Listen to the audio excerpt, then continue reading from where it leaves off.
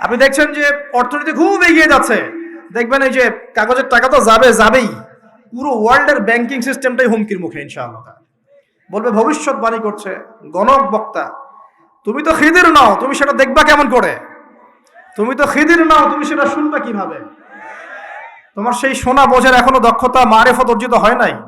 মনে হচ্ছে সারা ওয়ার্ল্ড খুব সুন্দর এগিয়ে যাচ্ছে, পারমাণবিক বোমা তৈরি হচ্ছে, হ্যাঁ মানে আমাদের অস্ত্রশস্ত্র বাড়ছে, অথচ একটা নিউক্লিয়ার যুদ্ধ সারা ওয়ার্ল্ডকে ধ্বংস করে ফেলে দিবে।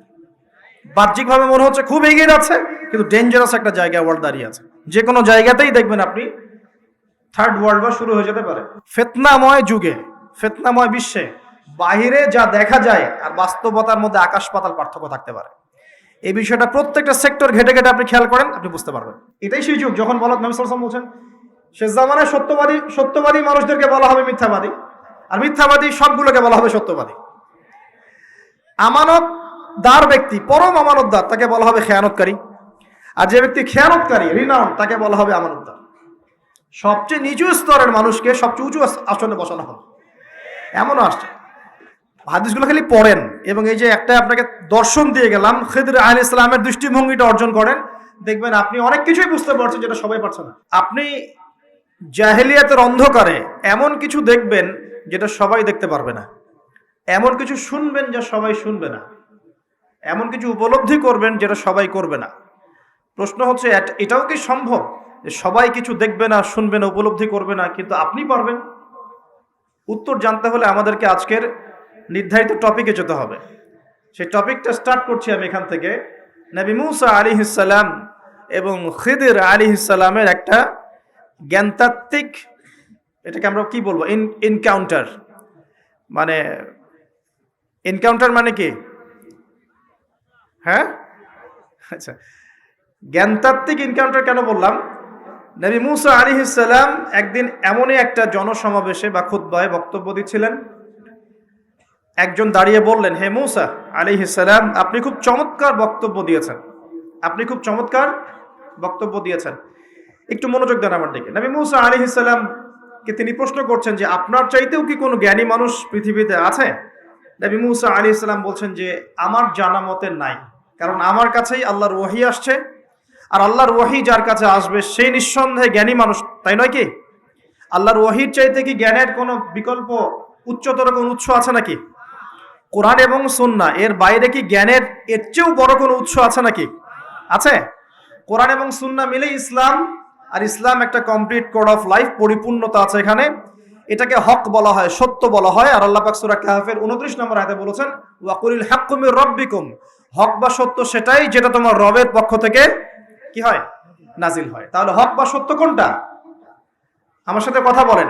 সত্য মিথ্যা, ন্যায় অন্যায়, হক বাতিলের চূড়ান্ত মানদণ্ড কোনটা? মানুষের জ্ঞান না আল্লাহর ওহী?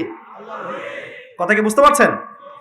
একটু মনোযোগ দিতে হবে, কারণ আমি গতানুগতিক তো আপনাকে সুর করে কিছু বলতে পারবো না, এটা আমার দ্বারা হয় না, পারি না। আর একটু মনোযোগ রাখতে হবে এই কারণে যে একটা ফেজ মিস করে ফেললে আপনি পরে লিঙ্ক আপ করতে পারবেন না। তো হক মানে সত্য মিথ্যা ন্যায় অন্যায়, এর চূড়ান্ত মানদণ্ডটা কি? মানুষের মস্তিষ্ক প্রসূত কোনো দর্শন, সায়েন্স, আপনার মানুষের মানব রচিত কোনো বিধান, নাকি মানুষের মন গড়া কোনো ফিলোসফি ইত্যাদি, মানে যুক্তি, বিজ্ঞান, দর্শন, ফিলোসফিক্যাল থটস, এইগুলোর উপরে সত্য মিথ্যার চূড়ান্ত মানদণ্ডটা কি? উত্তরটা কি? সূরা কাহফের কত নম্বর আয়াতে আছে? 29 নম্বর আয়াত। আল্লাহ পাক বলেন ওয়াকুলিল হাক্কু মির রাব্বিকুম, হক সত্য ন্যায় অন্যায়ের চূড়ান্ত মানদণ্ড তোমার রবের পক্ষ থেকে কি হয়, নাজিল হয়। তো তাওরাত নাজিল হয়েছিল না রবের পক্ষ থেকে? তাহলে তাওরাত ছিল ওই সময়ের হক, ছিল না হক? আচ্ছা, জাবুর কার পক্ষ থেকে নাজিল হয়েছে? আল্লাহর পক্ষ থেকে। জাবুর ছিল ওই সময়কার হক। জাবুর কার উপর নাজিল হয়েছিল? কার উপর? দাউদ আলাইহিস সালাম। তাওরাত কার উপরে? তাওরাত নবী মুসা আলাইহিস সালাম, যার ব্যাপারে কথা বলা শুরু করেছি। তো মুসা আলাইহিস সালাম বলছেন আমার কাছে তো আল্লাহর পক্ষ থেকে ওহী আসে, তার মানে তিনিই সবচেয়ে জ্ঞানী মানুষ হবেন, স্বাভাবিক, তাই নয় কি? আচ্ছা, ইনজিল কার উপর নাজিল হয়েছে? নবী ঈসা আলাইহিস সালাম। মারা গেছেন না বেঁচে আছেন? আচ্ছা, আবারও আসবেন পৃথিবীতে। এক শ্রেণীর মানুষ বিশ্বাস করে তিনি মারা গেছেন, আর এক শ্রেণীর মানুষ বিশ্বাস করে তিনি আল্লাহর সন্তান ছিলেন, নাউজুবিল্লাহ। এবং তাদের সংখ্যাও কিন্তু প্রায় 500-700 কোটি। ঠিক আছে? এই যে আমরা বলি যে বেশিরভাগ মানুষ যা বলবে সেটাই সত্য, তাই না? মেজরিটি শুড বি গ্রান্টেড, আমরা একটা কথা বলি না? তো এই যে বেশিরভাগ মানুষ বলছে ঈসা আলাইহিস সালাম আল্লাহর সন্তান, নাউজুবিল্লাহ, এখন আপনি কি বিশ্বাস করবেন? ব্যাস, আর কোন যুক্তির দরকার আছে? এই তো প্রমাণ হয়ে গেল যে বেশিরভাগ মানুষ যা বলবে তা সবসময় সত্য হয় না। কখন সত্য হয়? যখন সেটা কোরআন এবং সুন্নাহর আল্লাহর বিধানের আলোকে হবে, তখন ইনশাআল্লাহ তাআলা সত্য হবে। যখন যদি বেশিরভাগ মানুষ বলেন আপনারা যে সুদ হারাম, সত্য না মিথ্যা? বেশিরভাগ মানুষ যদি বলেন মদ হারাম, সত্য না মিথ্যা? বেশিরভাগ মানুষ যদি বলেন আপনারা যে পর্দাটা ভালো, আল্লাহর বিধান, ফরজিয়াত, সত্য হবে না মিথ্যা হবে? এখন যদি বেশিরভাগ মানুষ বলে মদ হালাল, জেনা হালাল, ফ্রি মিক্সিং হালাল, গার্লফ্রেন্ড বয়ফ্রেন্ড এই প্রেম করাটা হালাল, তারপরে যে পর্নোগ্রাফি হালাল, আপনার এই যে রিবা বা সুদ হালাল, সুদ তো এখন হালালই নয়, বরং সুদ তো এখন ফরজ ওয়াজিব হয়ে গেছে আমাদের উপরে, নাকি? এটা ছাড়া মানুষ চলতে পারে নাকি? এই পুরো সুদভিত্তিক একটা দেশ না, সুদভিত্তিক বিশ্ব কায়েম করেছে একটা একটা মানে কি বলবো, একটা গোত্র, একটা সভ্যতা, সুদভিত্তিক একটা বিশ্ব কায়েম করে ফেলেছে। এখন বিশ্বের কোনো কান্ট্রি সুদমুক্ত হতে পারবে না। বিশ্বের কোনো কান্ট্রি 100% এখন সুদমুক্ত হতে পারবেই না, যদি সে ওয়ার্ল্ড ব্যাংকের দ্বারস্থ হয় আর IMF এর দ্বারস্থ হয়। যদি কেউ ওয়ার্ল্ড ব্যাংক IMF এর দ্বারস্থ হয়, সে সুদমুক্ত থাকতেই পারবে না। শ্রীলঙ্কা দেউলিয়া হয়ে গেল কেন? কেন? One of the most important কারণ হচ্ছে রিবা। আমরা তো বলছি এখানে করাপশন ইত্যাদি, ওই মেগা প্রজেক্ট হাবিজাবি, এগুলো পরে। এর চেয়ে বড় কারণ হচ্ছে রিবা বা সুদ। এটা মানুষের রক্ত এবং শ্রম আর যে অর্থ সম্পদকে চুষে নিয়ে ফেলবে একেবারে। এ কারণে দেখবেন বিশ্বের একটা অংশ রিবার মধ্য দিয়ে অনেক ধনী হয়েছে, আর বাকি অংশগুলো কিন্তু আস্তে আস্তে পভার্টি এবং ডেস্টিটিউশনের মধ্যে গিয়েছে। রক্ত চুষে খাওয়া, এটা হলো গরিবের রক্ত সাক করা, চুষে খাওয়া। এই কারণেই হয়তোবা নবী সাল্লাল্লাহু আলাইহি ওয়াসাল্লাম যখন মেরাজের রাতে গিয়েছেন আল্লাহ পাকের সাথে সাক্ষাৎ করতে, তখন তাকে অনেক আযাব দেখানো হয়েছে না? এই আযাবগুলোর মধ্যে একটা আযাব তিনি দেখেছেন, কিছু মানুষকে রক্তের নদীতে ফেলে মাথা ফাটিয়ে দেওয়া হচ্ছে। কিসের নদী? রক্তের নদী, মাথা ফাটিয়ে দেওয়া হচ্ছে। মাথা যখন বিক্ষিপ্ত হয়ে যায়, পাথর দূরে চলে যায়, আবার পাথর ফেরেশতা নিয়ে আসতে গিয়ে মাথা আবার জোড়া লেগে যায়। রক্তের নদীতে সাঁতার কাটছে। নবী জিজ্ঞাসা করলেন সাল্লাল্লাহু আলাইহি ওয়াসাল্লাম, এরা কারা? অপরাধ কি ছিল? জিবরাইল আলাইহিস সালাম বলছেন, এরা হচ্ছে আপনার উম্মতের ওইসব ব্যক্তি যারা সুদখোর ছিল। রক্তের নদী কেন? কারণ মানুষের রক্ত চুষে এটা বড়লোক হয়েছে। আসুন, তো আমি একটা পয়েন্ট থেকে কথা বলা শুরু করেছি যে সত্য মিথ্যা ন্যায় অন্যায়ের চূড়ান্ত মানদণ্ড কি হবে? মানুষের জ্ঞান, সায়েন্স এবং যুক্তি, না আল্লাহর ওহী? কোনটা? যদি মানুষের জ্ঞান, বিজ্ঞান এবং যুক্তি আল্লাহর ওহীর অনুকূলে হয়, সেটা অবশ্যই গ্রহণযোগ্য, তাই নয় কি? অবশ্যই গ্রহণযোগ্য। আর যদি মানুষের জ্ঞান, বিজ্ঞান এবং যুক্তি দর্শনগুলো কোরআন সুন্নাহ বা আল্লাহর ওহীর বিপরীতে চলে যায়, তখন কি আপনি সেটা গ্রহণ করবেন? আচ্ছা, মেজরিটি কখন গ্রান্টেড হবে? যখন সেটা কোরআন সুন্নাহর অনুকূলে হবে ইনশাআল্লাহ। প্রতিকূলে গেলে কি নেবেন? এই যে বেশিরভাগ মানুষ যদি বলে সুদ হালাল, নেবেন? মদ হালাল, জেনা হালাল, নেবেন? আচ্ছা, এই কনসেপ্টটাকে ক্লিয়ার করেন। এবার আসেন, মুসা আলাইহিস সালাম কি বলছেন? হ্যাঁ, আমি জ্ঞানী মানুষ। ও আচ্ছা, তৃতীয় সিঁড়িটা একটু শেষ করে নেই। 3 নম্বর সিঁড়িতে নবী সাল্লাল্লাহু আলাইহি ওয়াসাল্লাম, তখন তিনি বলছেন আমিন। সাহাবীরা বলছেন কি জন্য ইয়া রাসূলুল্লাহ? তিনি বলছেন জিবরাইল আলাইহিস সালাম এসেছেন আমার কাছে, এসে বলছেন সেই ব্যক্তি ধ্বংস হোক যার সামনে আমার নাম উচ্চারিত হয়েছে মুহাম্মদ সাল্লাল্লাহু আলাইহি ওয়াসাল্লাম, কিন্তু নাম শুনে সে দরুদ পাঠ করে নাই। এই 3 শ্রেণীর মানুষ কি হবে? ধ্বংস। এই জন্য আমি বলেছিলাম যে নবী সাল্লাল্লাহু আলাইহি ওয়াসাল্লামের নাম আসলেই পড়বেন কি সাল্লাল্লাহু আলাইহি ওয়াসাল্লাম। 10টা নেকি হবে, আল্লাহ 10 বার রহম করবেন, 10টা গুনাহ মাফ হবে ইনশাআল্লাহ। আপনি ধ্বংসপ্রাপ্তদের অন্তর্ভুক্ত হবেন না, আল্লাহর নবীর অভিশাপ আপনার উপরে থাকবে না ইনশাআল্লাহ তাআলা। একটা ছোট্ট কথা বলে সামনে যাই, যে নবীর নাম শুনে দরুদ পাঠ না করলেই অভিশপ্ত হতে হচ্ছে, যে নবীর নাম শুনে দরুদ পাঠ না করলেই অভিশপ্ত হতে হচ্ছে, সেই নবীর সুন্নতের খেলাফ জীবনযাপন করলে নিশ্চয়ই পুরস্কৃত হতে হবে। তাহলে কি হবে? সেই নবীর সুন্নাত, আদর্শ, ব্যক্তি, পরিবার, সমাজ এই জীবনে যদি আমরা প্রতিষ্ঠা না করতে পারি, তাহলে নিশ্চয়ই আমরা পুরস্কৃত হব নাকি? হব? নবীর নাম শুনে দরুদ না পড়লেই সে অভিশপ্ত হচ্ছে। ধ্বংস হোক সে ব্যক্তি, যে ব্যক্তির সামনে নবীর নাম উচ্চারিত হলো দরুদ পাঠ করলো না, ধ্বংস হোক। মানে নবী বলছেন আমিন, তার মানে নবী সাল্লাল্লাহু আলাইহি ওয়াসাল্লাম বদদুয়া করলেন, তাই নয় কি? নবীজি কি করলেন এখানে? বদদুয়া করলেন, সে ধ্বংস হোক। যেমন নবীজি ওই যে রিবা সাথে সম্পৃক্ত ব্যক্তিরা আল্লাহ এবং তার রাসূলের সাথে যুদ্ধ করে না, কোরআনে আছে, রিবা যদি তুমি না ছাড়ো, এর উপর অটল থাকো, তাহলে সে যেন আল্লাহ এবং তার রাসূলের সাথে যুদ্ধের ঘোষণা করলো। এটাকে অভিশাপ নয় কি? তো নবীর অভিশাপ নিয়ে চললে সারা জীবনে কি কল্যাণ এবং কামিয়াবি আসবে?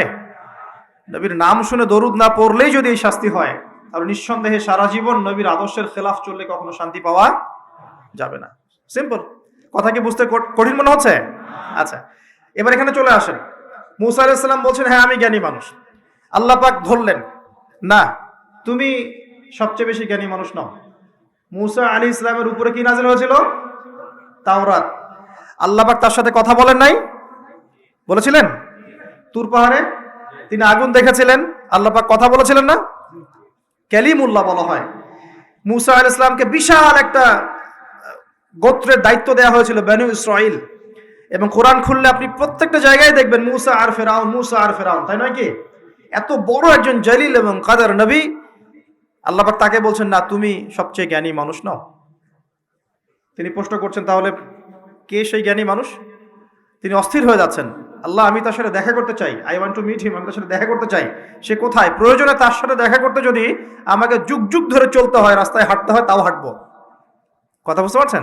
আল্লাহ পাক বললেন ঠিক আছে, মাজমাউল বাহরাইন, দুই সাগরের মিলন স্থল বলে একটা কথা আছে। মাজমাউল বাহরাইন, দুই সমুদ্র যেখানে মিলে গেছে, সেখানে তুমি আমার ওই বান্দাকে পাবে। তার নাম হচ্ছে খিদির। কি নাম? খিদির। খিদির মানে হচ্ছে শ্যামল বা সবুজ। একটা বর্ণনা এসেছে খিদির আলাইহিস সালাম যেখানে বসতেন সেই জায়গাটা সবুজ হয়ে যেত। এখন এই ব্যাখ্যাটা বাহ্যিকভাবে হতে পারে, এটা ইন্টারপ্রিটেশনও করা যেতে পারে। আল্লাহ ভালো জানেন কোনটা ব্যাখ্যা সঠিক। বাহ্যিকভাবেই সব সবুজ হয়ে যেত, নাকি তার জ্ঞানের আলোতে অজ্ঞতা দূর হয়ে সব সবুজ হতো, আল্লাহ ভালো জানেন। তো ব্যাখ্যার একটা সুযোগ আছে। তো তিনি সেখানে গেলেন, তার সাথে একজন সঙ্গীকে নিয়েছেন, তার নাম হচ্ছে ইউশা বিন নুন, একজন যুবক, তরুণ যুবক। তারা দুজন পথ চলছেন। চলতে চলতে চলতে চলতে তারা একটা জায়গায় গিয়ে পথটা ভুল করলেন। একটা জায়গার কথা বলে দেয়া ছিল, এই জায়গায় গেলে তোমার থলির মধ্যে যে মাছ আছে, মাছ, মৃত একটা মাছ, এটা জীবিত হয়ে সমুদ্রে লাফ দিবে।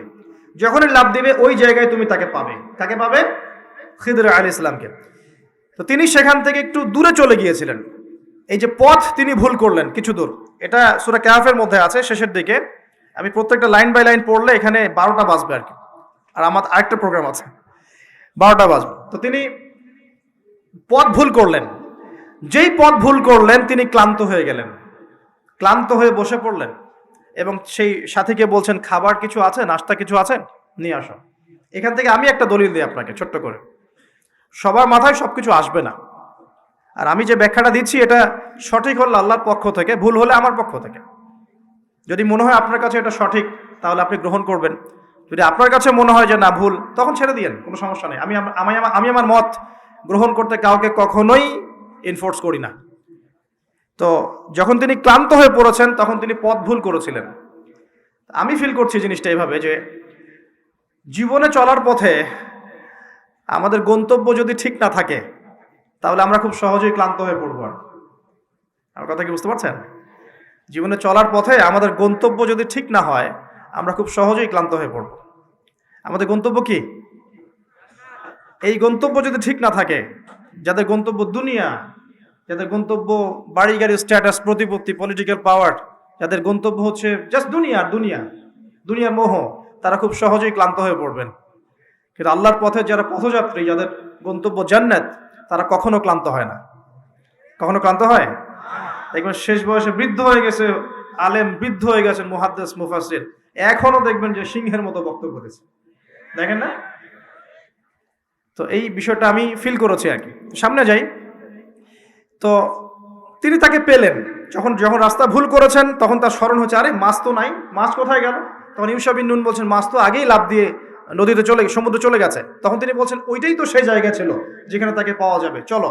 আবার তিনি ব্যাক করে সঠিক জায়গায় আসলেন। এবার তার গায়ে অনেক শক্তি।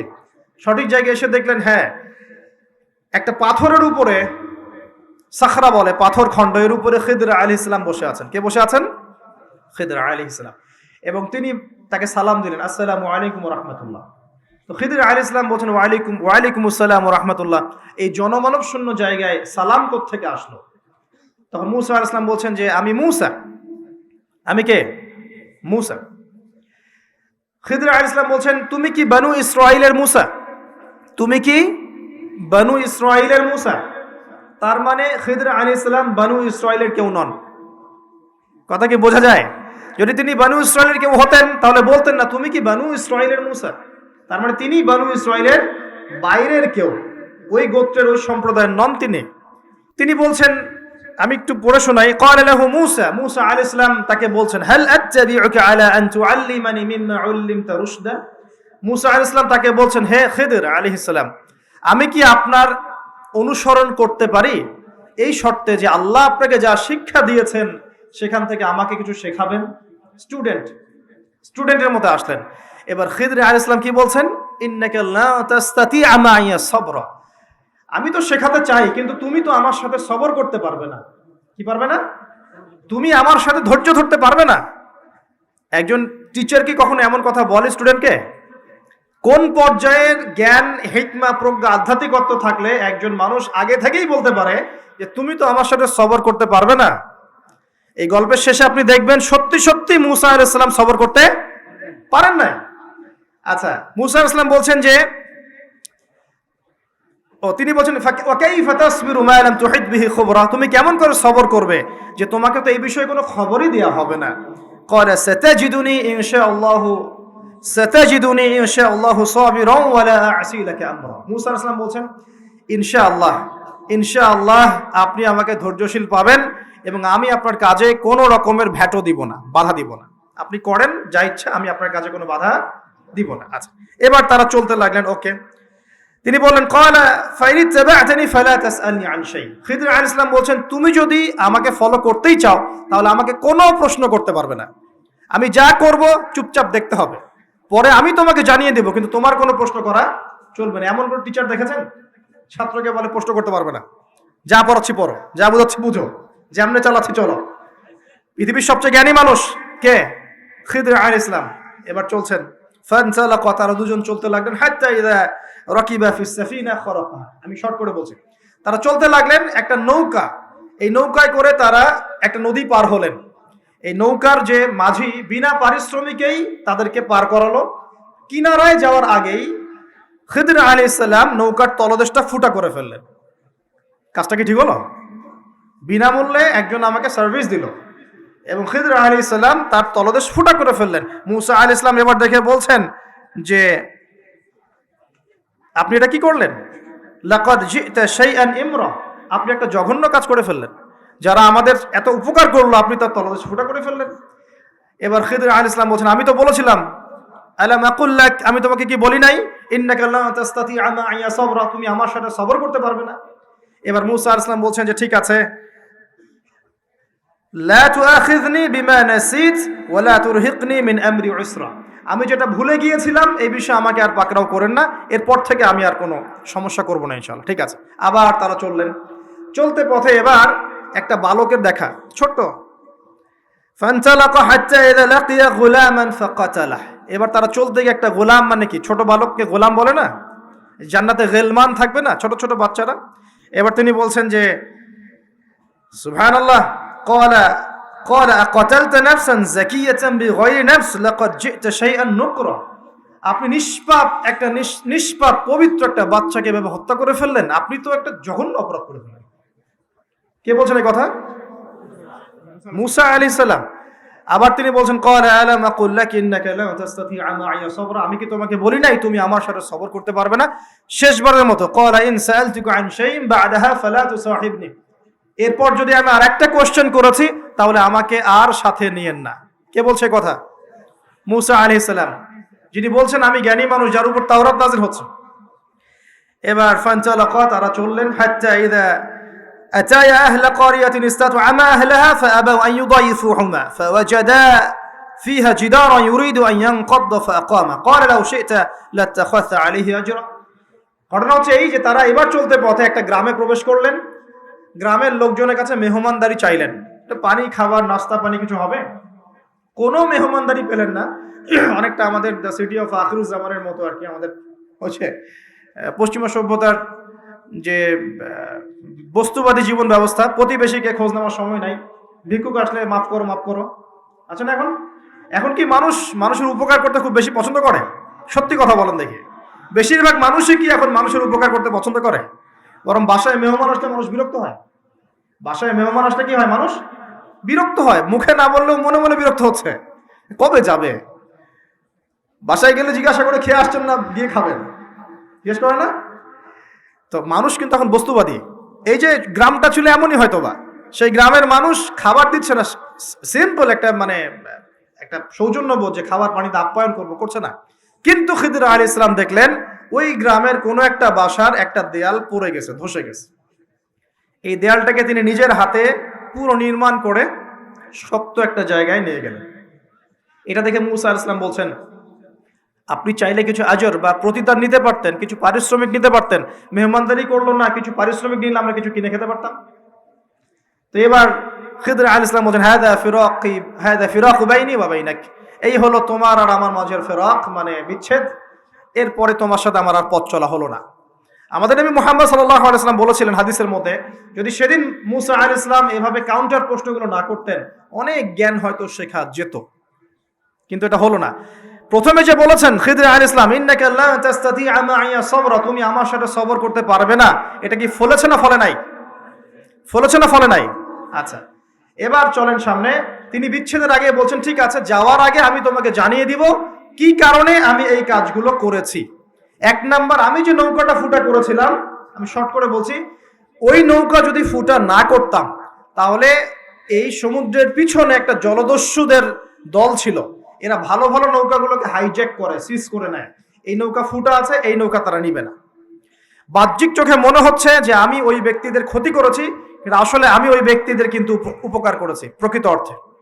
তুমি সেটা বুঝতে পারো নাই, কারণ তুমি বাইরের চোখ দিয়ে দেখেছো, আর আমি আল্লাহ পাকের মারেফত দিয়ে দেখেছি। কথা কি বুঝতে পারছেন?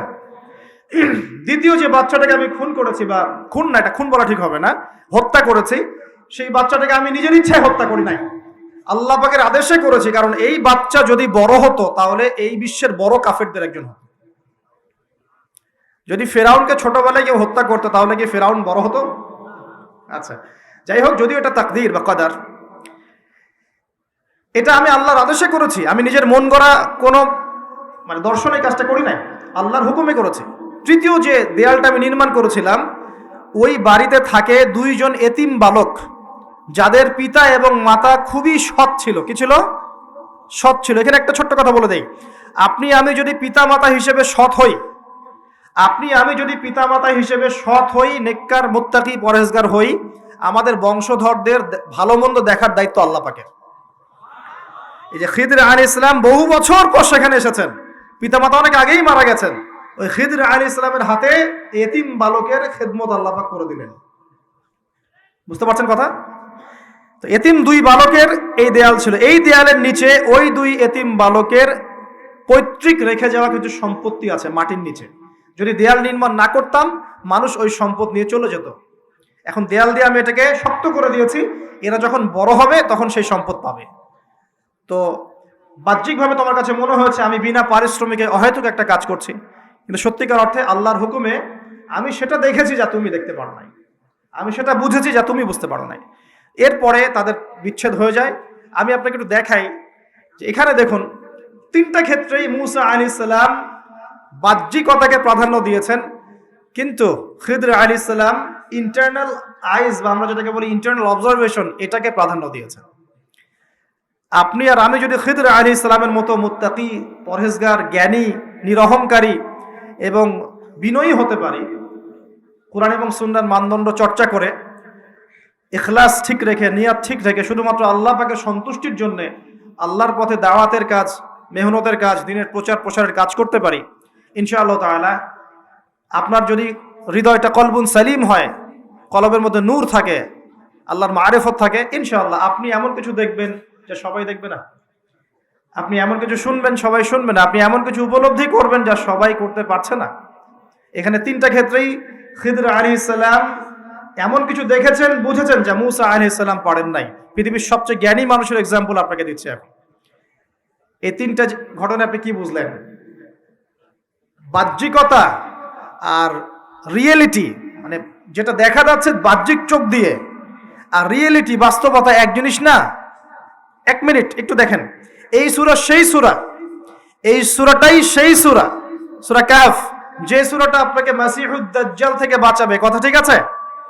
এই সূরা সেই সূরা, যে সূরা আপনাকে মাসিহুদ দাজ্জালের ফিতনা থেকে বাঁচাবে। কারণ নবী সাল্লাল্লাহু আলাইহি সাল্লাম বলেছেন, কিয়ামতের আগ পর্যন্ত, আদম আলাইহিস সালাম থেকে শুরু করে কিয়ামত পর্যন্ত দাজ্জালের চেয়ে ভয়ঙ্কর কোনো ফিতনা আসে নাই, আসবেও না। আর যে ব্যক্তি সূরা কাহফের 10 আয়াত মুখস্থ করবে, প্রথম 10 আয়াত বা শেষের 10 আয়াত, দুটাই আছে বর্ণনায়, আপনি 20টাই করেন, তার জীবদ্দশায় যদি দাজ্জাল আত্মপ্রকাশ করে, আল্লাহ পাক তাকে মাসিহুদ দাজ্জালের ফিতনা থেকে বাঁচিয়ে রাখবেন ইনশাআল্লাহ। কোন সূরা আপনাকে বাঁচালো? সূরা কাহফ। এই সূরার মধ্যেই এই ঘটনা, যেখানে এই যে তিনটা প্রশ্নের ঘটনা দেখলেন, মুসা এবং খিদর আলাইহিস সালামের জ্ঞানের এনকাউন্টার দেখলেন। এই তিনটা ক্ষেত্রেই বাহ্যিক চোখে যা দেখা যাচ্ছে রিয়েলিটি বাস্তবতা সেটা নয়। কথা ঠিক আছে? কথা কি বুঝতে পারছেন? বাহ্যিক চোখ দিয়ে যা দেখা যাচ্ছে রিয়েলিটি বাস্তবতা সেটা নয়। ঠিক দাজ্জালের যুগটাও এরকমই হবে। দাজ্জালের যুগে বাইরের চোখে যা যা দেখবেন সবই ফেক, রিয়েলিটি বাস্তবতার সাথে এদের কোনো সম্পর্ক নাই। দাজ্জালের যুগে আপনি দেখবেন ইকোনমিক প্রোগ্রেস প্রোগ্রেস প্রোগ্রেস, ভিতরে সুদ দিয়ে মানুষকে ধসিয়ে দেওয়া হবে। হচ্ছে না এখন? দেখবেন হাইলি কনস্ট্রাক্টেড বিল্ডিংস, উঁচু উঁচু বিল্ডিংস এর একদম প্রতিযোগিতা, কি প্রোগ্রেস। কিন্তু এখানে দেখবেন করাপশন, দুর্নীতি, মানুষের আত্মসাৎ, সম্পদ আত্মসাৎ, এবং নগ্ন পদে রাখাল শ্রেণীর মানুষরা উঁচু উঁচু বিল্ডিং নির্মাণ করছে সুদ দিয়ে এবং দুর্নীতির মাধ্যমে। এটাও কিয়ামতের একটা আলামত। এখানে আপনি দেখবেন নারীরা এগিয়ে যাচ্ছে, মাশাআল্লাহ, একদম ছুটছে দুরন্ত বেগে উন্নতি, অগ্রগতি, প্রোগ্রেসের দিকে। বাস্তবিক অর্থ হচ্ছে ওরা ছুটছে জাহান্নামের দিকে। দেখবেন ফেমিনিস্ট রেভলিউশন দিয়ে একদম মেয়েদের অধিকার আদায় করে একদম মুখের ফেনা তুলে ফেলেছে। বাস্তবতা হচ্ছে একটা মেয়ের রাস্তাঘাটে ধর্ষণ হচ্ছে, ইজ্জতের কোনো গ্যারান্টি নাই। রিয়েলিটি বাস্তবতা এবং বাহ্যিকতা দুটার মধ্যে কোনো মিল থাকবে না দাজ্জালের যুগে। আমি বলছি না দাজ্জাল বের হয়ে গেছে, এটা বলছি না, কিন্তু তার অনুসারীরা, তাকে যারা ফলো করবে, তার অনুসারীরা এখন বিশ্বকে কন্ট্রোল করছে। এবং এই কারণেই এই বর্তমান বিশ্বের বাস্তবতা আর বাহ্যিকতার মধ্যে আদতে কোনো মিল নাই। যা দেখছেন মিথ্যা, যা দেখছেন সব সত্য নয়, বেশিরভাগই মিথ্যা। দেখছেন নারীর অধিকার আন্দোলন প্রোগ্রেস, আসলে নারীর সম্মানের কোনো এখানে কোনো গ্যারান্টি নাই। নারীকে পণ্য বানিয়ে ফেলা হচ্ছে, পণ্য। তার দেহের প্রদর্শনী দিয়ে কোটি কোটি টাকার ডলারের ব্যবসা করা হচ্ছে। আপনি দেখছেন যে অর্থনীতি খুব এগিয়ে যাচ্ছে, দেখবেন এই যে কাগজের টাকা তো যাবেই, পুরো ওয়ার্ল্ডের ব্যাংকিং সিস্টেমটাই হুমকির মুখে। ইনশাআল্লাহ বলবে, ভবিষ্যৎবাণী করছে গণক বক্তা, তুমি তো খিদির নাও, তুমি সেটা দেখবা কেমন করে? তুমি তো খিদির নাও, তুমি সেটা শুনবা কিভাবে? তোমার সেই শোনা বোঝার এখনো দক্ষতা, মারেফত অর্জিত হয় নাই। এই জায়গায় রিয়েলিটি আপনি দেখেন, মনে হচ্ছে সারা ওয়ার্ল্ড খুব সুন্দর এগিয়ে যাচ্ছে, পারমাণবিক বোমা তৈরি হচ্ছে, হ্যাঁ, মানে আমাদের অস্ত্র শস্ত্র বাড়ছে, অথচ একটা নিউক্লিয়ার যুদ্ধ সারা ওয়ার্ল্ডকে ধ্বংস করে ফেলে দিবে। বাহ্যিকভাবে মনে হচ্ছে খুব এগিয়ে যাচ্ছে, কিন্তু ডেঞ্জারাস একটা জায়গায় ওয়ার্ল্ড দাঁড়িয়ে আছে। যে কোনো জায়গাতেই দেখবেন আপনি থার্ড ওয়ার্ল্ড ওয়ার শুরু হয়ে যেতে পারে। মানুষের অধিকারের নামে মানুষের অধিকার হরণ করা হচ্ছে, অধিকার প্রতিষ্ঠার নামে অধিকার হরণ করা হচ্ছে, নারী অধিকার প্রতিষ্ঠার নামে ওদেরকে পণ্য বানানো হয়েছে, ইকোনমিক প্রোগ্রেসের নামে সুদ খাওয়ানো হয়েছে। আপনার উম্মার স্বার্থে কাজ করব, এইসব স্লোগান দিয়ে মুসলিম উম্মার মধ্যে বিভক্তি সৃষ্টি করে ফেলা হয়েছে। যা দেখছেন বাইরে রিয়েলিটি এক জিনিস নয়। প্রতিটা ক্ষেত্রে দেখছেন পরিবার খুব সুখের জায়গা, পরিবার এখন ভাঙছে। দেখছেন খুব ভালোবাসা বাইরে, এগুলো জেনা হচ্ছে, জেনা। বাইরে খুব ভালোবাসা সম্পর্ক, এটা জেনা। দেখছেন আপনি যে এই যে কি বলবো, গ্লোবাল অ্যাফেয়ার্সে মুসলিমদের কিছু আইওয়াস শোডাউন দেখছেন, আদতে দেখবেন বড় বড় যে জিনিসগুলো, সেক্টরগুলো, সবগুলো ওরা কন্ট্রোল করছে, আমরা নিয়ন্ত্রিত হচ্ছে। আপনার কাছে মনে হচ্ছে আপনি টেকনোলজি ইউজ করে খুব এগিয়ে যাচ্ছেন, বেশিরভাগ টেকনোলজি ওরা কন্ট্রোল করছে। আপনার প্রাইভেট লাইফে কি করেন সেটাও তারা জানে। তো আমি একটা বিষয়ে ফোকাস করতে চাচ্ছি, মুসা এবং খিদর আলাইহিস সালামের এই যে জ্ঞানের এনকাউন্টার, এখান থেকে আপনাকে একটা শিক্ষা নিতে হবে। সেটা হলো ফিতনাময় যুগে, ফিতনাময় বিশ্বে বাহিরে যা দেখা যায় আর বাস্তবতার মধ্যে আকাশ পাতাল পার্থক্য থাকতে পারে। এই বিষয়টা প্রত্যেকটা সেক্টর ঘেটে ঘেটে আপনি খেয়াল করেন, আপনি বুঝতে পারবেন। ইভেন আমাদের মুসলিমদের মধ্যেও দেখবেন মানুষকে ভালো কিছু দেওয়ার নাম করে মানুষকে বড় বড় ওলামায়ে কেরাম থেকে সরিয়ে দেওয়া হয় নাই? মানুষকে আলেম ওলামার সোহবত থেকে সরিয়ে দেওয়া হচ্ছে না? একা একা তুমি দিন পালন করো, বুখারী মুসলিম পড়ো, মুফতি হয়ে যাও, হচ্ছে না? এগুলো হচ্ছে, মানে বাহ্যিকতা যা দেখছেন রিয়েলিটির মধ্যে অনেক পার্থক্য, অনেক সমস্যা। কিছু মানুষ বলছে লা ইলাহা ইল্লাল্লাহ বললেই জান্নাতে চলে যাওয়া যাবে, আমলের কোনো দরকার নাই। কিছু মানুষ বলছে তাকদির বলতে কিছুই নাই। আবার কিছু মানুষ বের হয়েছে বলছে যে কোরআন মানলেই হবে, হাদিস মানার দরকার নাই। আবার পাঞ্জাবের এক মায়ের সন্তান, সে বলছে, পাঞ্জাবি মায়ের সন্তান যে পাঞ্জাবি ভাষায় কথা বলে, সে বলছে সে মাহদি, অথচ ইমাম মাহদি আরবি ভাষায় কথা বলবেন। সে পরে বলছে সে ঈসা, তারপরে বলছে রাসূল সাল্লাল্লাহু আলাইহি ওয়াসাল্লাম শেষ নবী নয়, আরো নবী আসতে পারে। কাদের কথা বলছি বুঝতে পারছেন না? তো বাহ্যিকতা, ধর্মের মধ্যেও দেখবেন বাহ্যিকতা যা দেখছেন রিয়েলিটি এমন নয়। তো শেষ জামানার এই ফিতনাময় যুগটা এমন হবে যে বাহ্যিকতা আর বাস্তবতার মধ্যে আকাশ পাতাল পার্থক্য দেখতে পারবেন। মাসিহুদ দাজ্জাল এক হাতে জান্নাত নিয়ে ঘুরবে, এক হাতে জাহান্নাম। এটা রূপক অর্থে, বাস্তবিকভাবে এটা কেউ করতে পারে না। তাকে যারা মেনে নিবে সে ওদেরকে সেই জান্নাত দিবে, মানে প্রোগ্রেস। তাকে যারা অস্বীকার করবে সে ওদেরকে আযাব দিবে, নির্যাতন করবে। এখন এখানে দেখেন বাস্তবতা আর বাহ্যিকতা এক হলো। দাজ্জালের জান্নাতি জাহান্নাম, জাহান্নামই জান্নাত। অর্থাৎ বাস্তব যেটা সেটা ফলস, যেটা সত্যটাই মিথ্যা, যেটা মিথ্যাটাই সত্য। এটাই সেই যুগ যখন নবী সাল্লাল্লাহু আলাইহি ওয়াসাল্লাম বলছেন শেষ জামানায় সত্যবাদী মানুষদেরকে বলা হবে মিথ্যাবাদী, আর মিথ্যাবাদী সবগুলোকে বলা হবে সত্যবাদী। আমানতদার ব্যক্তি, পরম আমানতদার, তাকে বলা হবে খেয়ানতকারী। আর যে ব্যক্তি খেয়ানতকারী, রিনাউন্ড, তাকে বলা হবে আমানতদার। সবচেয়ে নিচু স্তরের মানুষকে সবচেয়ে উঁচু আসনে বসানো হবে, এমনও আসছে। হাদিসগুলো খালি পড়েন, এবং এই যে একটা আপনাকে দর্শন দিয়ে গেলাম, খিদর আলাইহিস সালামের দৃষ্টিভঙ্গিটা অর্জন করেন, দেখবেন আপনি অনেক কিছুই বুঝতে পারছেন যেটা সবাই পারছে না। এটা বোঝার জন্য এখন কি লাগবে, এখান থেকে আমি একটু করণীয় বলে শেষ করে দিই, অনেক লম্বা হয়ে যাবে না হলে। দেখেন খিদর আলাইহিস সালাম কিন্তু একদিনে একা একা হয়নি। প্রথমত আল্লাহ পাক তার সম্পর্কে কি বলেছেন একটা কথা বলে দিই। আল্লাহ পাক বলছেন যে তিনি আল্লাহর একজন বান্দা ছিলেন, ফাওয়াজাদা আবদান, তিনি আল্লাহর একজন বান্দা ছিলেন, মিন ইবাদিনা, আল্লাহর বহু বান্দাদের মধ্যে তিনি একজন আল্লাহর বান্দা ছিলেন। কে? খিদর আলাইহিস সালাম। আতাইনাহু রাহমাতাম মিন ইনদিনা, খিদর আলাইহিস সালামকে আমি আমার পক্ষ থেকে রহমত দিয়েছিলাম। আল্লাহর পক্ষ থেকে কি দিয়েছেন আল্লাহ পাক? রহমত, দয়া। আপনি দয়ালু না হতে পারলে, আপনি যদি দয়ালু না হতে পারেন তাহলে আল্লাহর সেই মারিফত, নূর আর জ্ঞান পাবেন না। তো আগে মানুষের প্রতি, উম্মার প্রতি, সবার প্রতি দয়ালু হতে হবে। তো হ্যাঁ, সবাই আমার ভাই, সবাই আমার উম্মার অংশ, আমি সবার কল্যাণ চাই, কেউ আমার শত্রু নয়। একটা দয়ালু মনোভাব তো লাগবে আগে। নিজের আগে মনে করেন আমি হকের ডিলার, জান্নাতের ডিলার, তোমাদের লিজ লাগলে আসো নিয়ে যাও, তাহলে তো সমস্যা। মনের মধ্যে যদি হিংসার, বিদ্বেষ, পরশ্রীকাতরতার, অহংকারের এইসব বিষ বাষ্প পুষে রাখেন, তাহলে খিদির হবেন কিভাবে? নূর পাবেন কিভাবে? মারিফত অর্জন করবেন কিভাবে? আর হক বাতিল চিনবেনই বা কিভাবে? নিজে চিনবেন না, মানুষকে চেনাবেন কিভাবে? এই কারণে দেখবেন যে ওয়ার্ল্ড অ্যাফেয়ার্স নিয়ে কোনো কথা বললে বলে ভবিষ্যৎবাণী হচ্ছে, অথচ এটা বাস্তব বর্তমান, সেটা খেয়াল নাই। যেটা বাস্তব বর্তমান সেটাকে ভবিষ্যৎ মনে করছে। পুরো ওয়ার্ল্ডের ইকোনমিক সিস্টেম একটা ভয়ঙ্কর হুমকির মুখে আছে। বড় বড় যারা ইকোনমিক্সট এবং যারা মিলিটারি অ্যাফেয়ার্স নিয়ে পড়াশোনা করেন, তারা বলছেন যে এই বিষয়গুলো ওয়ার্ল্ডের সামনে দাঁড়িয়ে আছে। আর পড়াশোনা করে কোরআন সুন্নাহর জ্ঞানের সাথে এই যুগোপযোগী জ্ঞানগুলোকে একত্রিত করে যখন আমরা এগুলোর সলিউশন দেওয়ার চেষ্টা করছি, বলছে গণক, বলছে ভবিষ্যৎ বক্তা, বলছে অমুক তমুক। অথচ ইসলাম, আলেম ওলামা এবং যারা দিনের দায়ী, মোবাল্লেগ, তাদের কাছ থেকে জনগণ আসলে আশা করে কি? আপনারা কি আমাদের কাছে শুধু এটাই আশা করেন ওয়াজ মাহফিলের এখানে বসবো, সুবহানাল্লাহ বলা শিখাবো, আলহামদুলিল্লাহ পড়লে কত নাকি হয় এটাই শিখাবো, হ্যাঁ মাসলা মাসাইল গুলো শিখাবো, এতটুকুই যথেষ্ট? হাত বাঁধবেন কোথায়, রফুলিয়া দেন করবেন কি করবেন না, আমিন জোরে নাচতে, এগুলো নিয়েই কথা বলবো খালি?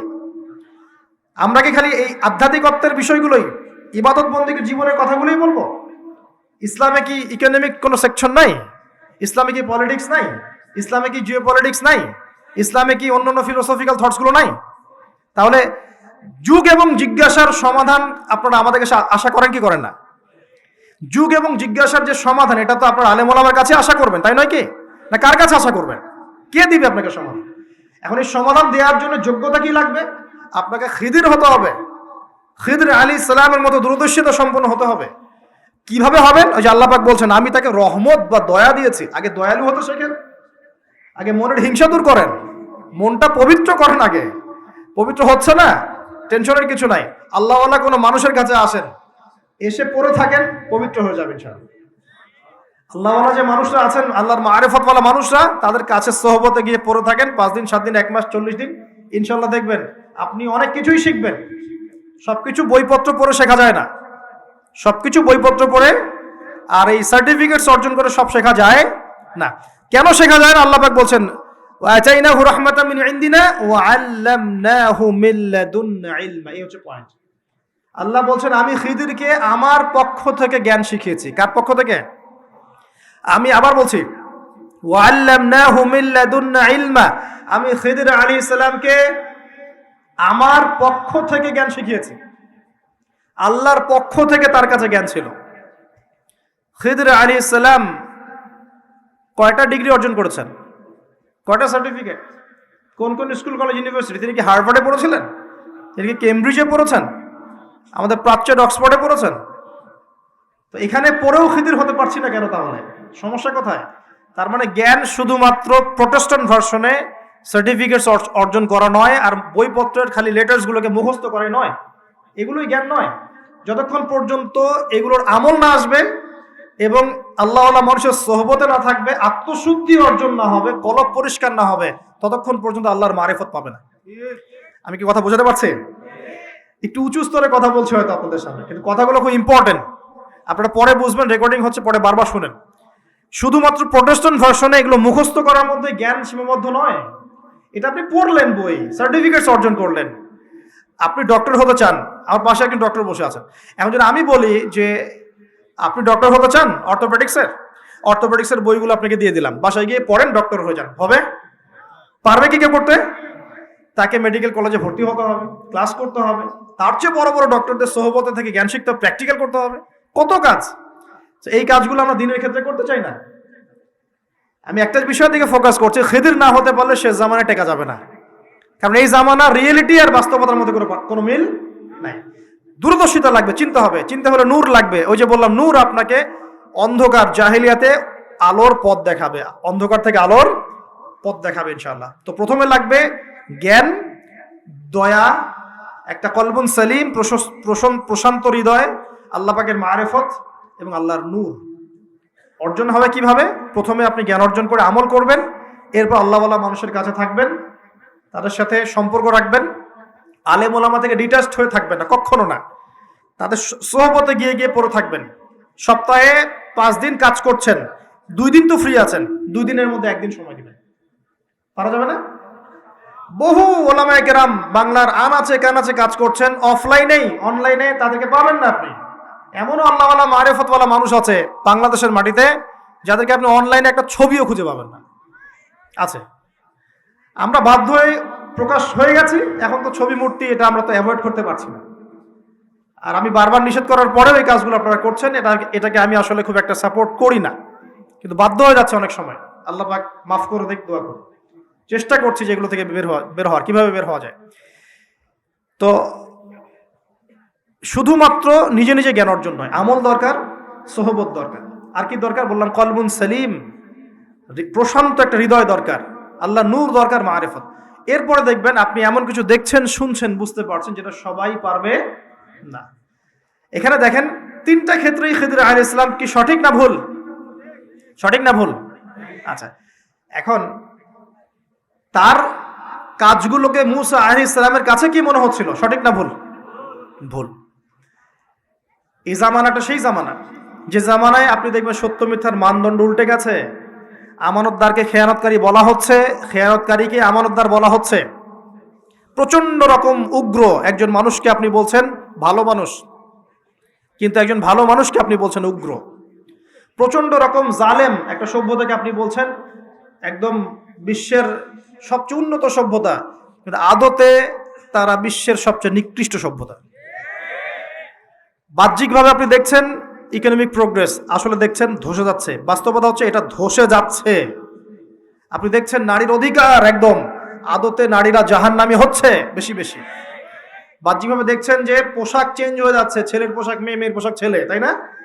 এটা শুধু বাহ্যিক পোশাকেই হচ্ছে না, এটা আপনার সমাজের ফাংশনাল রোলটাও চেঞ্জ হচ্ছে। সমাজের ফাংশনাল রোলের মধ্যে মেয়ে ছেলের জায়গায় আসছে, ছেলে মেয়ের জায়গা যাচ্ছে। ভিতর থেকে দেখা শেখেন, আপনি ভিতর থেকে দেখা শেখেন। দেখছি আমরা উম্মার জন্য অনেক কিছু করে ফেলছি, কিন্তু আদতে আমরা এখন ঐক্যবদ্ধই হতে পারছি না। আমরা সবাই মিলে একটা জায়গায় আসতেই পারছি না এখনো। ছোটখাটো বিষয়গুলোকে নিয়ে অনলাইন অফলাইন গরম করে রেখে দিচ্ছে একেবারে, তাই না? অর্থাৎ বাস্তবতা হচ্ছে দিন দিন মানুষ খ্রিস্টান হচ্ছে, দিন দিন মানুষ কাদিয়ানি হচ্ছে, দিন দিন মানুষ শিয়া হয়ে যাচ্ছে, উম্মার ঐক্য বিনষ্ট হচ্ছে, মিডিয়া, প্রযুক্তি, ফাইন্যান্স সব পশ্চিমারা নিয়ে নিচ্ছে। আমরা এই বসে বসে এইভাবেই আছি, আপোষে ইখতিলাফ। এগুলো টোটালি টাইম ওয়েস্ট করা। উম্মার বিভক্তি কিভাবে ঐক্যবদ্ধ হবে কোনো প্রচেষ্টা নাই। কিভাবে ইকোনমিক্যালি আমরা শক্ত হব, সামাজিকভাবে ইসলাম কায়েম হবে, ইসলামের বিধানগুলো বাস্তবায়িত হবে, কোনো চেষ্টা নাই। আল্লাহ পাক আমাদের সবাইকে বোঝার তৌফিক দান করুন, খিদর আলাইহিস সালামের মতো জ্ঞানী হওয়ার তৌফিক দান করুন। আমরা দোয়া করি আল্লাহ পাক আমাদের সবাইকে দ্বীনের জ্ঞান অর্জনের সাথে সাথে